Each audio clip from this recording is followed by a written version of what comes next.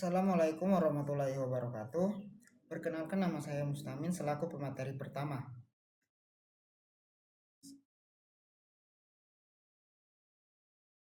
Salah satu tantangan terbesar di pertanian padi adalah mendeteksi penyakit secara cepat dan akurat. Banyak kasus di mana penyakit baru dapat terdeteksi saat kondisi tanaman sudah terlalu parah.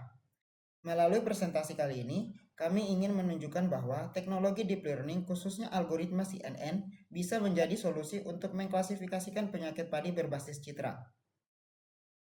Kami dari kelompok 17 akan mengupas bagaimana CNN bekerja, mengapa algoritma ini cocok untuk klasifikasi penyakit tanaman, dan potensi penerapannya di dunia pertanian Indonesia. Sebelum masuk ke pembahasan utama, izinkan saya memperkenalkan terlebih dahulu topik dan kelompok kami. Topik yang kami bahas adalah klasifikasi penyakit padi menggunakan algoritma CNN, Convolutional Neural Network. Presentasi ini akan menguraikan bagaimana teknologi mutakhir, khususnya algoritma Convolutional Neural Network atau CNN, dapat digunakan untuk mendeteksi dan mengklasifikasikan penyakit pada tanaman padi. Kami dari kelompok 17 yang terdiri dari Mustamin, saya sendiri dengan NIM 23650-183, Nadila Permata Fitria dengan NIM 23650-157, Asmin Amran dengan NIM 23650-177, Adelia dengan NIM 23650-152, dan Elvan Muhammad Ramadhani dengan NIM 23650-210. Akan membahas secara mendalam urgensi, metodologi, dan potensi dampak penerapan CNN dalam pertanian padi di Indonesia. Selanjutnya, saya akan menjelaskan mengapa deteksi dini penyakit padi sangat krusial.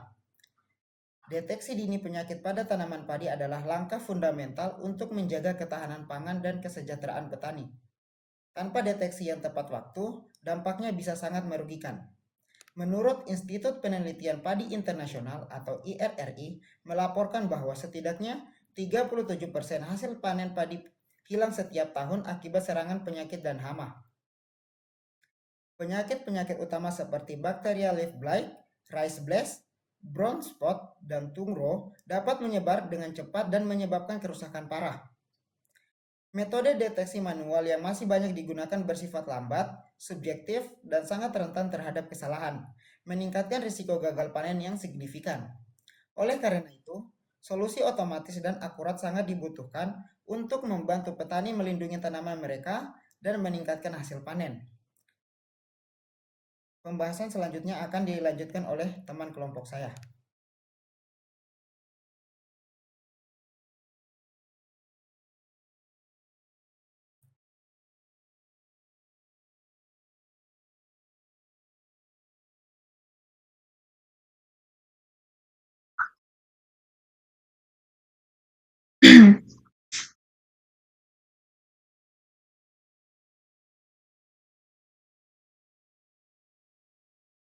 Oke, Assalamualaikum warahmatullahi wabarakatuh. Perkenalkan, nama saya Nadila Permata Fitria dengan NIM 2365056.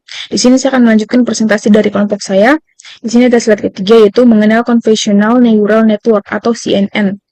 CNN adalah salah satu jenis algoritma deep learning yang paling revolusioner, dirancang khusus untuk proses dan menganalisis data visual. Keunggulannya terletak pada kemampuannya untuk satu, mengidentifikasi pola visual kompleks secara otomatis dari gambar seperti tekstur, bentuk, dan warna pada daun padi. Yang kedua, menggunakan lapisan konvolusi untuk mengekstraksi fitur-fitur relevan tanpa intervensi manusia, membuat proses deteksi penyakit lebih objek dan efisien. Yang ketiga, telah terbukti sangat efektif dalam berbagai aplikasi penglihatan komputer, termasuk klasifikasi penyakit tanaman dengan tingkat akurasi yang tinggi.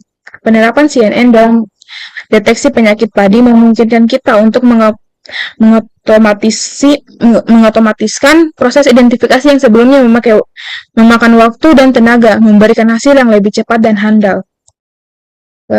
Terus ada dataset dan klasifikasi penyakit padi. Untuk melatih dan menguji model klasifikasi penyakit padi, kami menggunakan dataset yang komprehensif.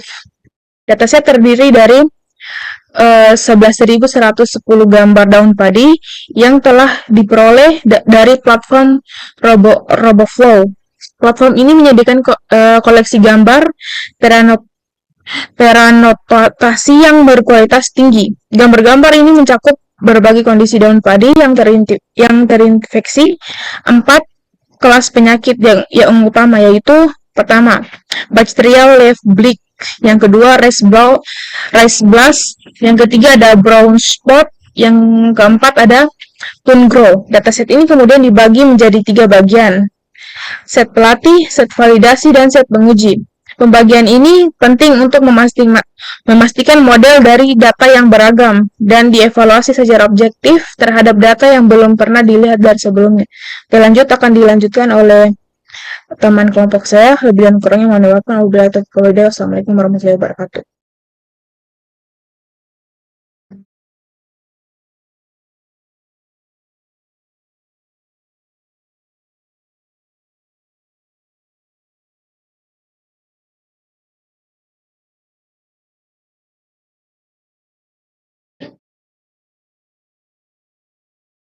Assalamualaikum warahmatullahi wabarakatuh. Nama saya Asmin Amran dengan NIM 2365017 dan di sini saya akan melanjutkan materi yang akan saya bacakan dari kelompok kami, yaitu tentang arsitektur CNN pilihan kami, yaitu berupa ResNet 50V2. Arsitektur ini mencapai akurasi sebesar 90,14% berdasarkan penelitian yang dipublikasikan oleh jurnal Universitas Merdeka Pasuruan pada tahun 2025.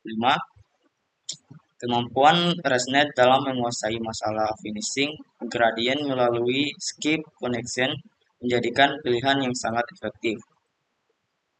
Yang kedua yaitu efisien net B6 dengan akurasi sebesar 77,0,5 pada 3.355 citra. Seperti dilaporkan oleh GTED 2024, efisien net B6 menawarkan efisiensi komputasi tinggi tanpa mengorbankan akurasi secara signifikan. Nah, selanjutnya VGG16. Model VGG16 ini berhasil mencapai akurasi 93% pada dataset 8.800 gambar. Menurut studi Universitas Ahmad Dahlan 2024, VGG16 ini dikenal karena kesederhanaan dan kedalaman yang efektif dalam mengekstraksi fitur visual. Selanjutnya, studi kasus hasil pengujian model CNN. Pada dataset RoboFlow yang berisi 11.110 gambar daun padi, model CNN kami berhasil mencapai tingkat akurasi yang tinggi hingga 98%. Angka ini menunjukkan kemampuan model yang luar biasa dalam mengidentifikasi penyakit dengan cepat. Yang kedua, pengujian menggunakan confusion matrix secara jelas menunjukkan kemampuan deteksi yang kuat dengan nilai presisi dan recall yang tinggi untuk setiap kelas penyakit. Ini berarti model tidak hanya akurat dalam mengidentifikasi penyakit, tetapi juga sangat baik dalam membedakan antara jenis penyakit yang berbeda. Yang ketiga, keberhasilan ini secara signifikan meminimalkan kesalahan yang diagnosis dibandingkan metode manual seringkali subjektif dan memakan waktu. Baik, Assalamualaikum warahmatullahi wabarakatuh. Perkenalkan, nama saya Adelia dengan NIM 236505152. Ingin melanjutkan pemaparan review jurnal mengenai klarifikasi penyakit padi menggunakan algoritma CNN atau Convolutional Neural Network. Baik, langsung saja di proses pelatihan dan evaluasi model CNN. Pencapaian akurasi tinggi pada model CNN kami tidak lepas dari proses pelatihan dan evaluasi yang sistematis dan terstruktur. Yang pertama itu ada data processing. Tahap awal melibatkan normalisasi, augmentasi, dan re-rising gambar ke dimensi 224 dikali 224 pixel. Ini penting untuk memastikan konsistensi data dan meningkatkan regenerasi model. Yang kedua itu ada pelatihan model. Model dilatih selama 25 sampai 100 epoch menggunakan teknik transfer learning. Pendekatan ini memanfaatkan pengetahuan dari model yang sudah terlatih pada dataset besar seperti ImageNet untuk mempercepat pelatihan dan peningkatan kinerja. Yang ketiga itu ada optimalisasi dengan callback, yaitu berbagai virtual callback diimplementasikan untuk menghindari overfitting dan menjaga kualitas pelatihan seperti early stopping dan learning rate scheduler. Yang terakhir itu ada evaluasi komprehensif. Model ini dievaluasi menggunakan beragam metrik kunci, akurasi proportion, recall, F1 score, dan area under the curve. Metrik ini memberikan gambaran lengkap tentang performa dan kendala model. Setelah itu ada manfaat memberdayakan petani Indonesia.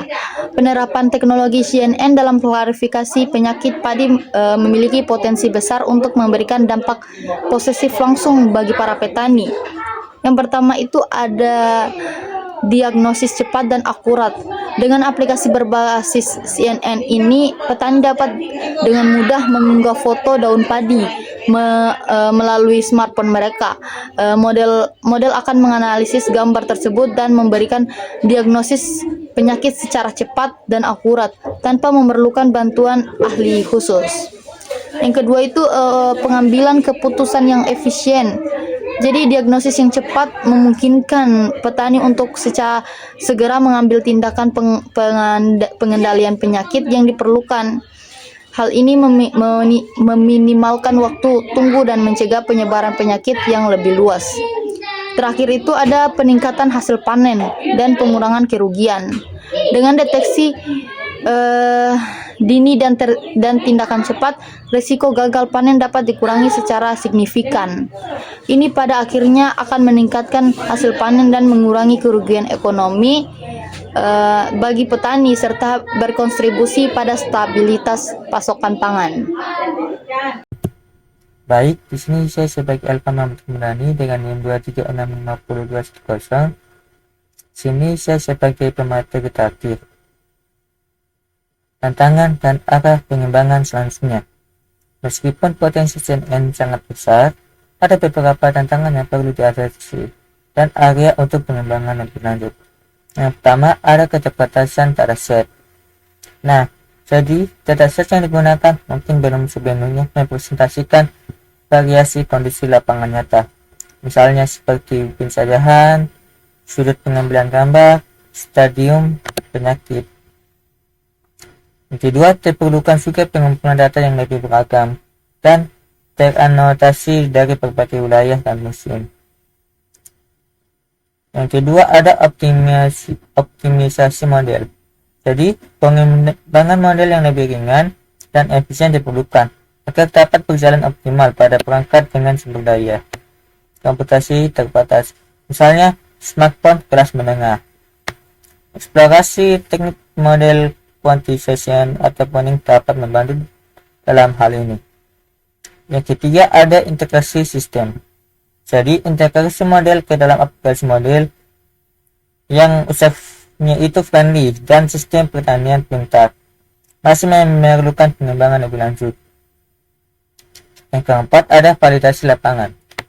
Kolaborasi erat dengan ahli pertanian dan pelaksanaan lapangan yang ekstensif sangat penting untuk keandalan dan keakuratan model dalam skenario.